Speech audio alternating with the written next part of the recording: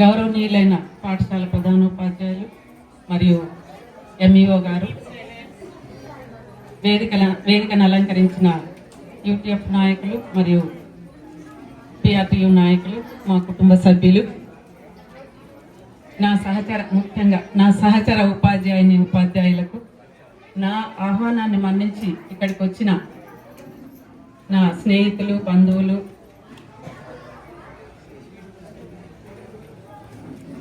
ఉపాధ్యాయులు అందరికీ పేరు పేరున నా హృదయపూర్వక నమస్కారాలు. చిన్నారులకు ఆశీస్సులు.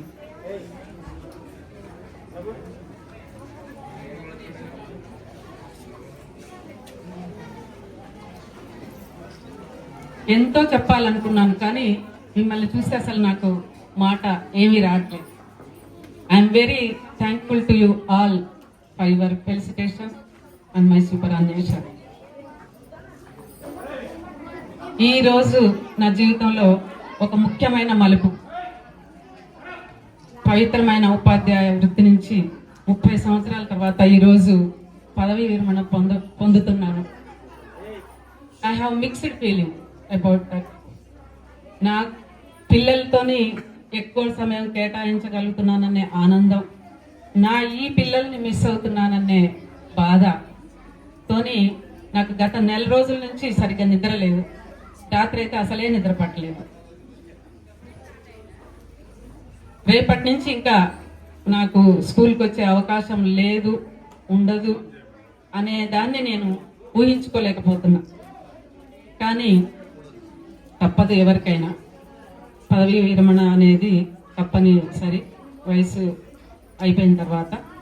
కాబట్టి దాన్ని కూడా ఎవరైనా సరే ఆహ్వానించాలి. 96లో నేను ఉపాధ్యాయ వృత్తిలో ప్రవేశించాను. మా తాతయ్య మాజీ ఎమ్మెల్యే, స్వాతంత్ర సమరయోధులు, మా చిన్న తాతయ్య మాజీ ఎంపీపీ 25 years గ్రామ సర్పంచ్గా చేశారు.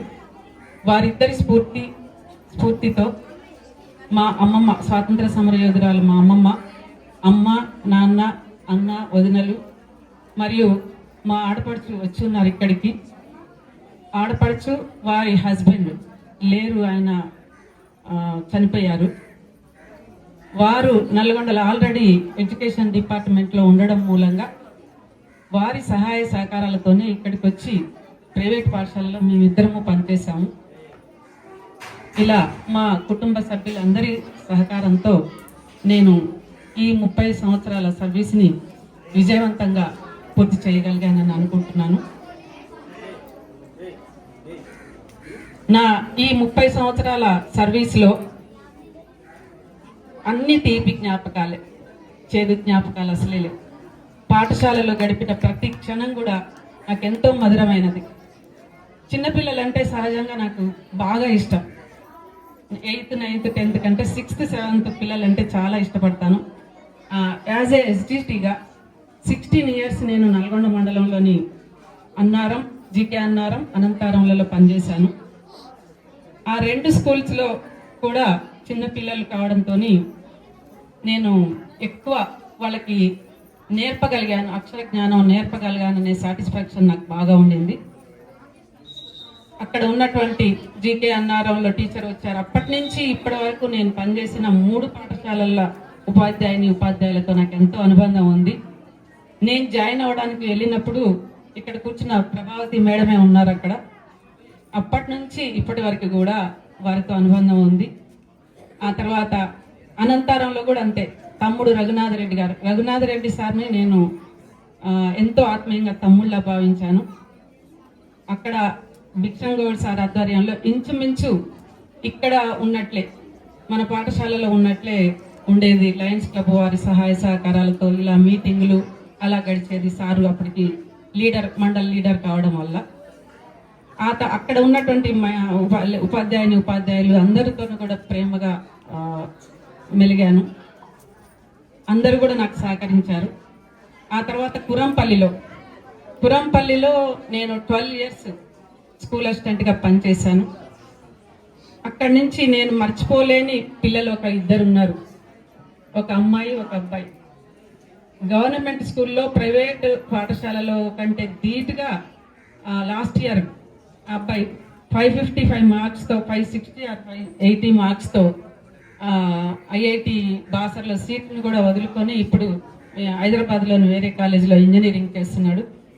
ఆ తర్వాత 6th క్లాస్లో ఒక అమ్మాయి శిరీష అనే అమ్మాయి జాయిన్ అయింది కురంపల్లిలో. అప్పటికి ఆ అమ్మాయికి ఏబిసిడీలు కూడా రాకుండా వచ్చింది క్లాస్కి.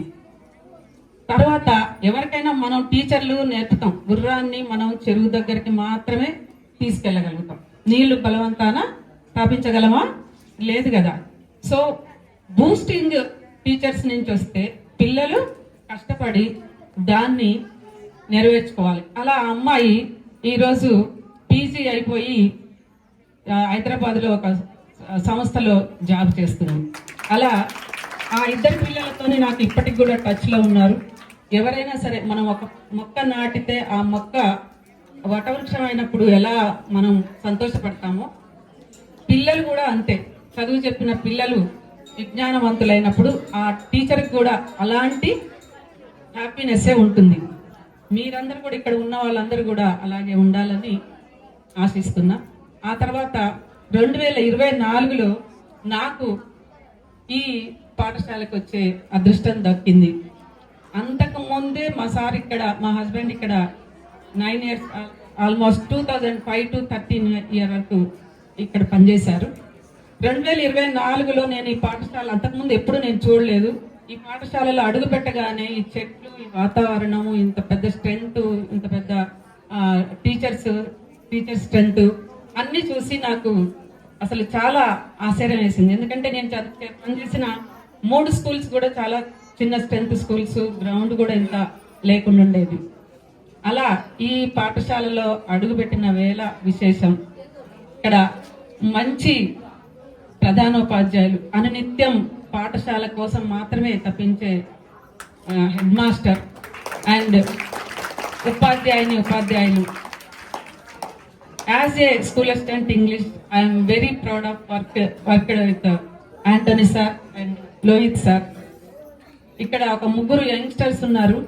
లేడీస్లో 2, Hindi madam Mahalakshmi, physics madam Tejaswini and Lohith sir. నేను వీళ్ళ ముగ్గురిని నేను ఎప్పుడు సార్ అని, మేడం అని పిలవలేదు.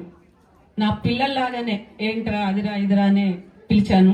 వాళ్ళు ఏమనుకున్నారో నాకైతే తెలియదు, కానీ నేనైతే వాళ్ళని నా పిల్లల్లాగానే భావించాను. సో రాగానే లోహిత్ బాగా ఎమోషనల్ అయిపోయి ఏడ్ చేశాడు కూడా. నేను రేపటి నుంచి ఇంకా ఉండననే ఉద్దేశంతో. అలా ఇక్కడ ఉన్నటువంటి ప్రతి ఉపాధి, జయమ్మ మేడం కానీ, దుర్గా, శ్రీదేవి,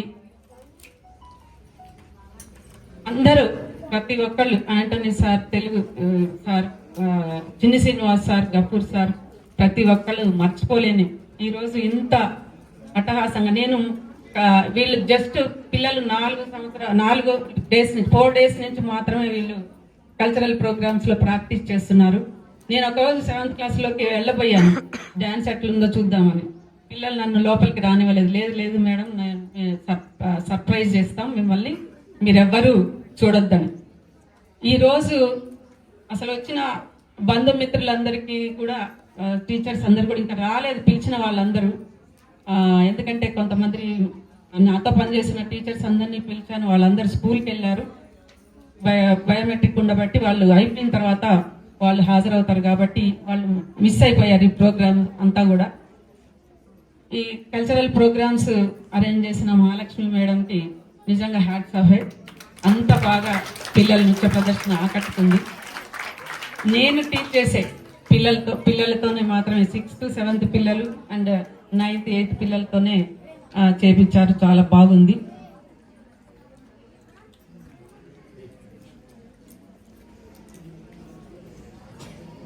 ఇక్కడికి వచ్చాక నేను ఓన్లీ 6th, 7th క్లాస్కే టీచ్ చేస్తున్నాను. ఎందుకంటే seniors Antony sir and Lohith sir ఉన్నారు కాబట్టి 6th క్లాస్, 7th క్లాస్ని టీచ్ చేశాను. అది మళ్ళీ ఒకసారి నాకు పిఎస్లో చేసిన అనుభూతి లభించింది. ఈ సంవత్సరం అయితే మరీ ఎక్కువగా 6th క్లాస్ పిల్లలతోని సంవత్సరం ఇయర్ లాంగ్ సారు, టీచర్స్ అందరూ కూడా మీరు ఎట్లా ఆ పిల్లలతో వేగుతున్నారు మేడం, మీరు ఎట్లా వేగుతున్నారు అని. సార్ కూడా అల్లరి చేస్తున్నారు అని అన్నారు. నాకు అనిపిస్తుంది మనసులో, పిల్లలు కాకపోతే ఎవరు అల్లరి చేస్తారు, పెద్దోళ్ళు అయితే అల్లరి చేయలేదు కదా అనిపించేది. అంతే కదా, చిన్నపిల్లలు మాత్రమే అల్లరి చేయగలరు. ఒకటి రెండు సందర్భాలలో కొంతమంది కొంట పిల్లల్ని కొట్టిన సందర్భాలు కూడా ఉన్నాయి. కొడతాను కానీ నాకు చాలా బాధ అనిపిస్తుంది. మళ్ళీ కొట్టి నేనే బాధపడతాను, పిల్లల్ని కొట్టి. అంత ఇష్టం నాకు పిల్లలంటే. సో అలా ఈ 2 years ఎంతో బాగా ఎంజాయ్ చేశాను. ఇంకొన్ని సంవత్సరాలు ఈ పాఠశాలలో పనిచేసే అవకాశం ఉంటే బాగుండు. నా సహచర ఉపాధ్యాయులతోని మళ్ళీ రేపటి నుంచి ఉండను కదా, వాళ్ళతో కలిసి లీజర్ టైంలో లేడీస్ అందరం ఎంజాయ్ చేసిన సందర్భాలు కూడా ఉన్నాయి. టూర్లకు కూడా వెళ్ళాము. స్టాఫ్ రూమ్లో నవ్వులు ఇవన్నీ కూడా మిస్ అవుతాననే బాధ ఒక పక్క, తప్పదు అనే కాబట్టి దాన్ని మనం అంగీకరించాల్సి వస్తుంది. ఎనీహౌ, ఈ సృష్టిలో గమ్యం తెలిసి జీవించగల ఒకే అవకాశం మనిషికి మాత్రమే ఉంది. మరి మనిషిగా పుట్టినందుకు మనందరం మన జీవితం సార్థకం చేసుకోవాలి. గమ్యం అంటే ఏంటి? ఒక లక్ష్యం. గమ్యం వైపే గమనం ఉన్నప్పుడే మనం అనుకున్న దాన్ని సాధించగలుగుతాం. అవునా కాదా? ఒక లక్ష్యాన్ని ఏర్పరచుకొని దానికోసం ప్రయత్నించినప్పుడే మనం అనుకున్నది సాధించగలుగుతాం. మధ్యలో ఎన్నో అడ్డంకులు, అవరోధాలు వస్తాయి. వాటన్నిటిని తట్టుకొని నిలవగలగాలి. ఎవరైతే తట్టుకొని వాటిని ముందుకు పోగలరో వాళ్ళే గొప్పవాళ్ళు అవుతారు.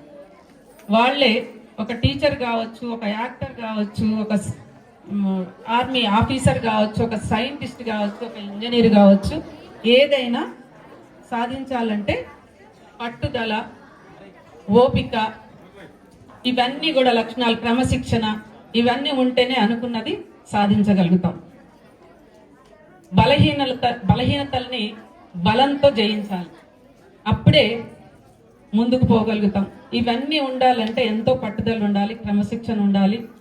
అవన్నీ ఉంటే సాధించగలం. అలా పిల్లలకి నేను చెప్పేది ఏంటంటే, ఈ పట్టుదల, క్రమశిక్షణతో మంచి గమ్యం చేరుకొని మన పాఠశాలకి, తర్వాత మీ తల్లిదండ్రులకి, దేశానికి మంచి పేరు తేవాలని ఆశిస్తున్నాను. అలాగే ఈ కార్యక్రమం ఇంత మంచి సజావుగా జరగడానికి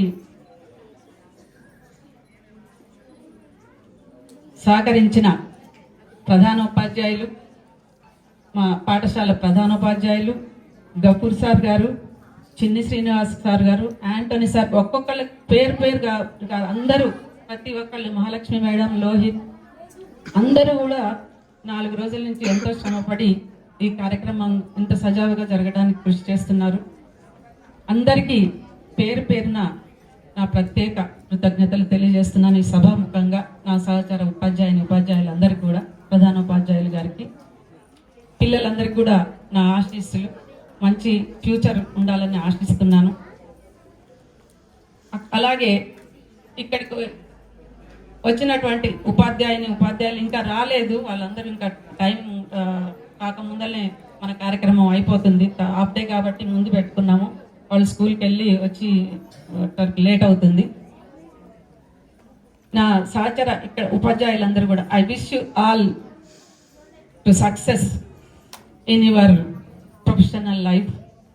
అందరినీ ఆశీర్వదిస్తూ, పిల్లల్ని ఆశీర్వదిస్తూ సెలవు తీసుకుంటున్నాను. Thank you very much.